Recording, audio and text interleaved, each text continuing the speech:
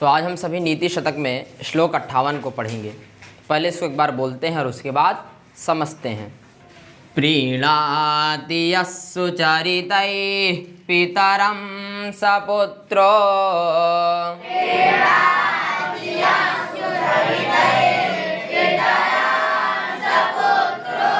यद्भर्तुरेव हितमेच्छति तत्कलत्रम्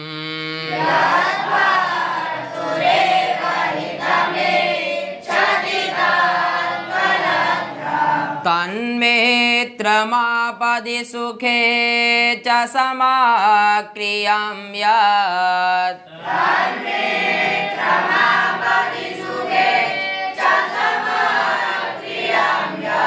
एतत्त्रयं जगति पुण्यकृतो लभन्ते।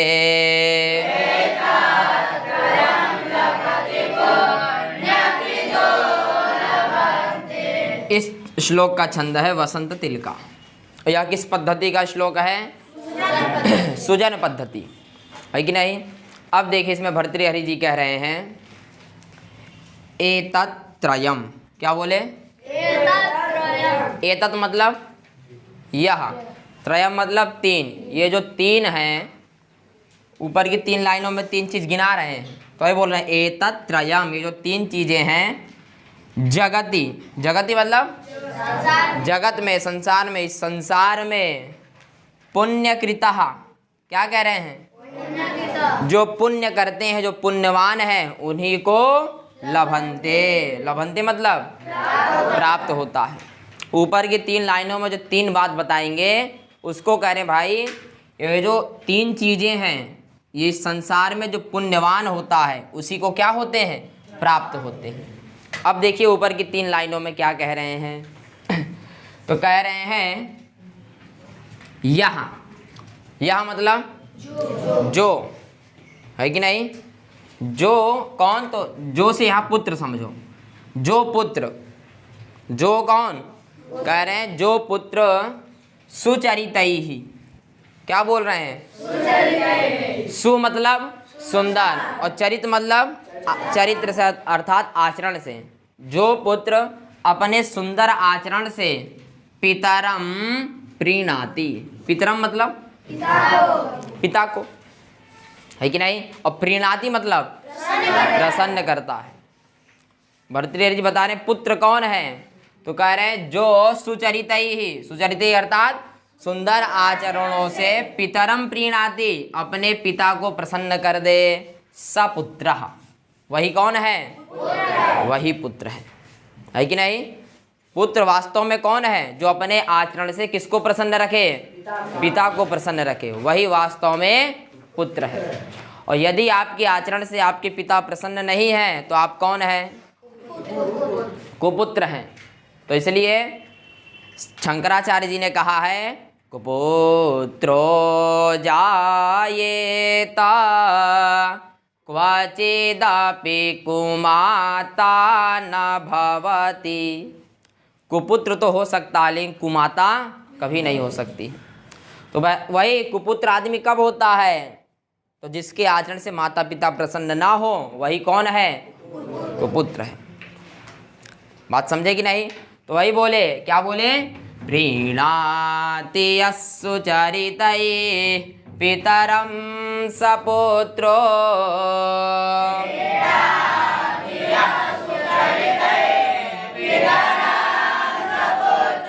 कह रहे सपुत्र, वही पुत्र है जिसके सुंदर आचरणों से क्या हो? पिता प्रसन्न हो, वही वास्तव में पुत्र है।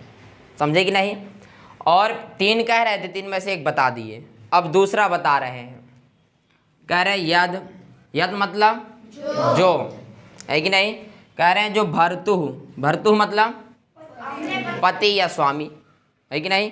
कह रहे हैं जो स्वामी, और आगे एक शब्द बोले एव, एव मतलब ही, जो अपने पति की ही क्या करे? करे हितम इच्छति। क्या बोले? हितम मतलब हित, इच्छति मतलब चाहे। कह रहे हैं जो अपने पति का हित, जो अपने पति का ही क्या चाहे? हित चाहे। तो कह रहे हैं तत्। तत् मतलब वही कौन है? कलत्रम। कलत्र मतलब पत्नी।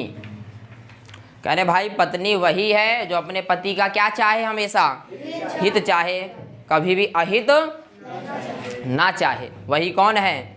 वही पत्नी है। और पुत्र कौन है? जिसके आचरणों से पिता हमेशा प्रसन्न रहे, वही पुत्र है। और पत्नी कौन है? जो अपने पति की हमेशा हित ही हित चाहे, वही कौन है? पत्नी है। जो पत्नी अपने पति का हित ना चाहे वह पत्नी नहीं होती है। बात समझ गए कि नहीं? तो वही बोले यद्भर्तुरेव हितमे छति तत्कलत्रम।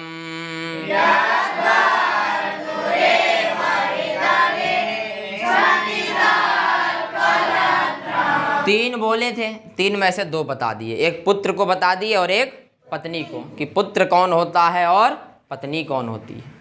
अब तीसरी लाइन में कह रहे हैं तत्। तत् मतलब वह। वही कौन है? बोले वही मित्र है। तत् मित्रम। मित्रम मतलब कह रहे वही मित्र है। कौन? बोले जो आपदी। आपदी मतलब आपत्ति काल में। चा मतलब और सुखे। सुखे मतलब सुख में। कहने भाई मित्र वही है जो आपदी। आपदी मतलब आपत्ति काल में और सुखे, और जो सुख में क्या करे? बोले समक्रियम। यत मतलब जो क्या रहे? समक्रिय रहे। समक्रिय मतलब बदले ना, एक समान रहे। सुख में भी वैसा ही सहयोग करे और दुख में भी वैसा सहयोग करे, बदल ना जाए। वही कौन है? वही मित्र है। कहे जिसके आचरणों से पिता प्रसन्न हो वही पुत्र है, और जो पति की ही क्या चाहे? हित चाहे, वही कौन है? अब कह रहे हैं मित्र वही है जो सुखे आपदी। सुख में और आपत्ति काल में कैसा रहे? बोले समक्रियम, गिरगिट ना रहे। गिरगिट क्या करता है? रंग बदल देता है। और जो मित्र रंग बदल दे वह मित्र नहीं है। वह कौन है? कुमित्र है कि नहीं? तो इसलिए क्या बोले? कहे भाई मित्र वही है जो आपत्ति काल में और सुख में कैसा रहे? समक्रियम, एक समान रहे। सुख में भी सहयोग दे और आपत्ति काल में भी आपका सहयोग करे, वही कौन है? वही मित्र है। फिर बोले एतत्रयम। कितने हो गए? ये जो तीन हैं, करे इस संसार में किसको प्राप्त होते हैं? लभंते मतलब किसको प्राप्त होते हैं? तो बोले पुण्यकृता। बोले जो पुण्य करता उसी को प्राप्त होते हैं। जिसके पुण्य बहुत ज़्यादा हों उसी को क्या होते हैं? उसी को प्राप्त होते हैं। जिसके पुण्य कम रहेंगे उसको कौन मिलेगा? कुपुत्र मिलेगा। जिसके पुण्य कम रहेंगे उसको कौन मिलेगा? कुभारियाँ मिलेगी। और जिसके पुण्य कम रहेंगे कौन मिलेगा? कुमित्र मिलेगा उसको। और जिसके पुण्य बलवान हैं उसको कौन मिलेगा? उसको पुत्र मिलेगा, उसको पत्नी मिलेगी, उसको मित्र मिलता है। बात समझ गए कि नहीं?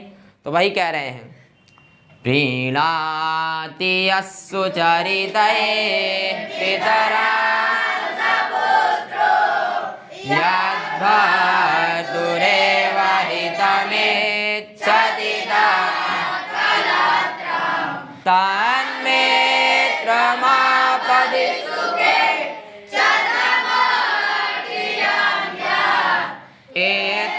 एतत्त्रयं जगति पुण्यकृतो लभन्ते।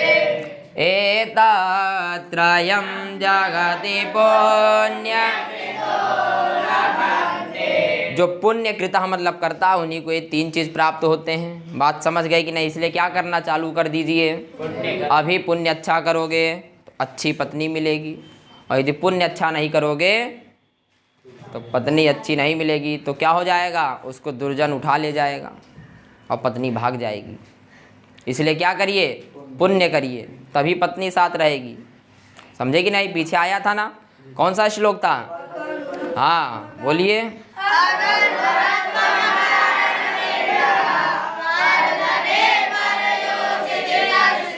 परयोषिति स्पृहा है कि नहीं?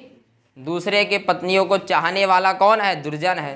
और जब आपके पुण्य कम रहेंगे और दुर्जन पीछे पड़ा रहेगा पत्नी कहाँ जाएगी, हाँ भाग जाएगी छोड़ छाड़ के।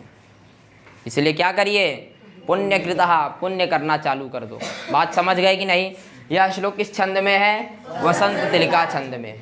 किस पद्धति का है, सृजन पद्धति का। समझ गए आप लोग। तो बस आज के लिए इतना ही।